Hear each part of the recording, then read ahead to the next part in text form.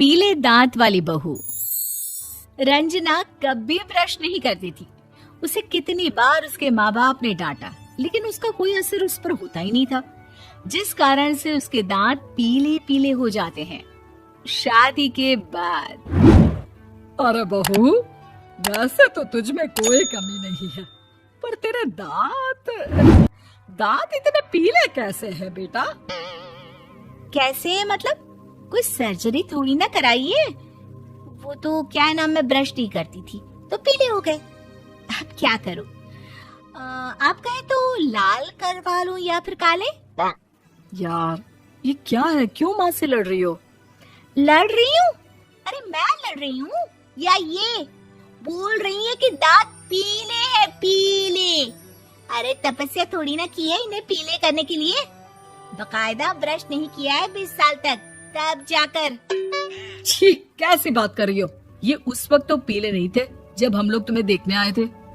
अरे तब साफ करवा लिया होगा डेंटिस्ट के पास जाकर। अब देखो कैसे पीले पीले लग रहे हैं। रंजना सास की तरफ गुस्से से देखती है। फिर शुरू हो गई पीले पीले पीले।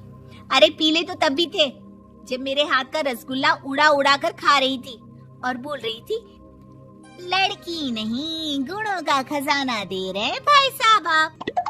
खैर, अब वो लोग करते भी तो क्या करते, पीले दांत वाली बहू पल्ले पड़ी थी तो झेलना तो था ही।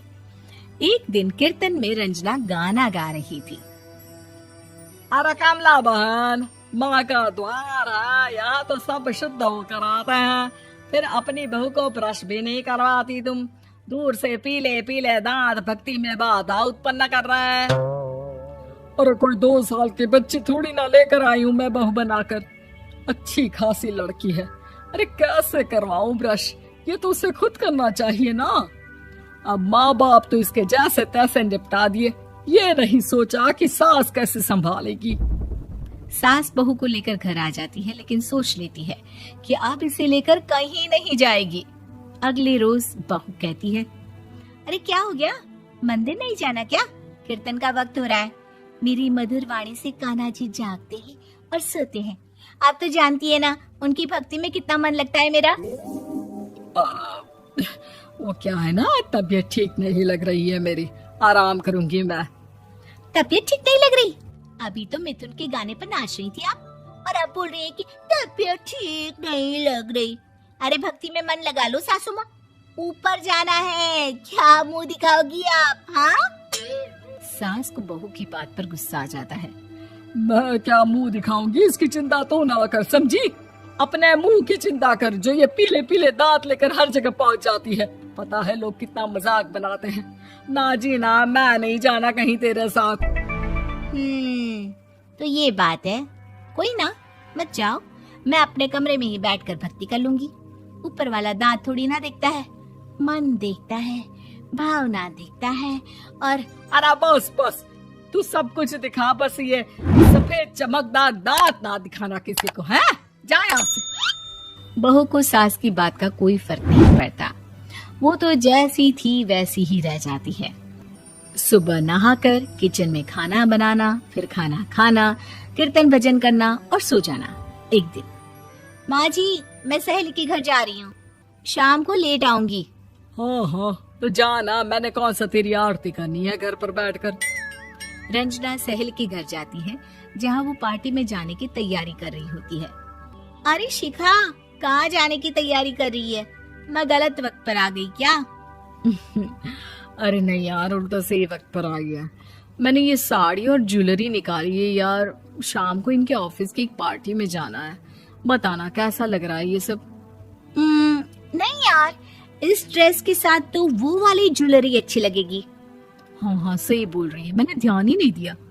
वैसे तो हमेशा से मस्त फैशन सेंस रखती है। तो बड़ा जाती होगी ना पति के साथ पार्टी में। रंजना कुछ नहीं बोलती, बस सोचती है कि यार काश ये बात सही हो जाती, पर मैं क्यों नहीं जाती पार्टी में? क्या इन लोगों की कोई पार्टी होती नहीं होगी? रंजना घर आती है और रात में पति से सवाल करती है, एक बात बताइए, आप मुझे किसी पार्टी में क्यों नहीं ले जाते? क्या आपकी यहाँ ऑफिस में पार्टी नहीं होती? पति बेचारा क्या कहता कि दांत पीले हैं तुम्हारे इसलिए। अरे कोई पार्टी होती नहीं हम लोगों के ऑफिस में, तो कहाँ से लेकर जाऊं? और मार्केट, मॉल, कहीं वीकेंड घूमना, कहीं तो। अरे यार सारे हफ्ते में एक छुट्टी मिलती है, तो सोचता हूँ कि आराम ही कर लूं। क्यों? रंजना मन मार के रह जाती है। पहले कभी सास के साथ मंदिर जाया करती थी, लेकिन वो भी सास ने ले जाना बंद कर दिया। घर बैठी बैठी रंजना बोर हो जाती है। तभी उसे आइडिया आता है और वो मायके जाने का सोचती है। सासू माँ, 2 दिनों के लिए मम्मी के घर जा रही हूँ। अच्छा ठीक है, आराम से जा। और हाँ, माँ से कुछ अच्छी आदत सीख कर आना कि कैसे शरीर के हर भाग की तरह दांतों की सफाई भी जरूरी होती है, समझी? शुरू हो गई ना आप। वो लोग आपकी तरह नहीं है कि छोटी छोटी बात का बतंगड़ बना दे। उन लोगों के लिए मैं मायने रखती हूँ, ना कि मेरे पीले पीले दांत। रंजना माँ को बिना बताए उन लोगों को सरप्राइज देती है, लेकिन जैसे ही वो दरवाजे पर पहुंचती है, अंदर देखती है कि घर वाले कहीं जा रहे होते हैं।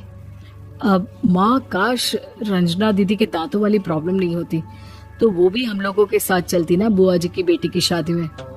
हाँ बेटा, लेकिन अब उसे कौन समझाए कि उसको उसके पीले दांत नहीं दिखते, लेकिन उसके आसपास के लोगों को कितना एम्बैरेसिंग फील कराते हैं।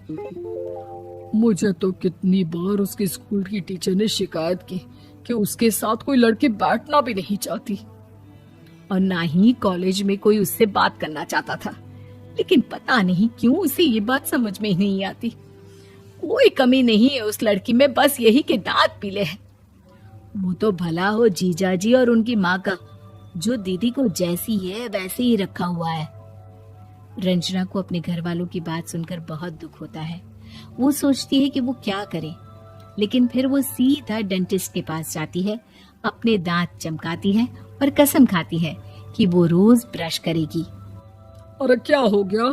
तुम तो 2 दिनों के लिए गई थी ना, पर कोई ना, अच्छा है, चलो आ गई तो। रंजना सास के सामने आकर खड़ी हो जाती है और पूरी स्माइल करती है, उसके चमकदार दांतों को दिखाती हुई। हैं? चले मंदिर।